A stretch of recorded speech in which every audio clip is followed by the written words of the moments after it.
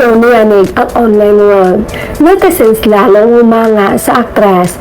Say mo Pao, noong nakarang linggo lang pumirma ng kontrata ang Chinita Princess bilang bagong endorser ng bagong produkto ng Brilliant Skin na Hello Melo Beauty Drink. Makalipas ang ilang araw ay sold out na agad ang nasabing produkto ayon sa CEO Brilliant Skin na si Miss Glenda de la Cruz. Makita sa post ni Miss Glenda na may kalakip na video. Ayon sa kanya, lahat po yan sold out. Anong ginawa ninyo sa Hello Melo? Pang 3 months na stock natin, inubos niyo ng 1 day.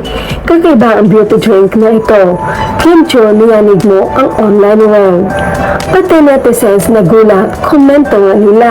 Siyempre iba talaga ang idol namin si Kim Chiu. Lahat na endorser niya ay panalo lahat. Ganyan siya kalakas sa masa. Iba kasi ang ganda niya, napakasimple lang at sobrang mabait niya. Kaya po madam, sobrang lakas yan sa amin ng mga fans niya. Wow na wow ka talaga, Kemi. Ayaw na talaga panalo ka na sa puso ni Paolo Avellino. Panalo ka pa sa brilliant ni Miss Glenda de la Cruz. Pag ang fans ni Kim ang kumilos, sure na sure, hindi biro ang fans ni Kim.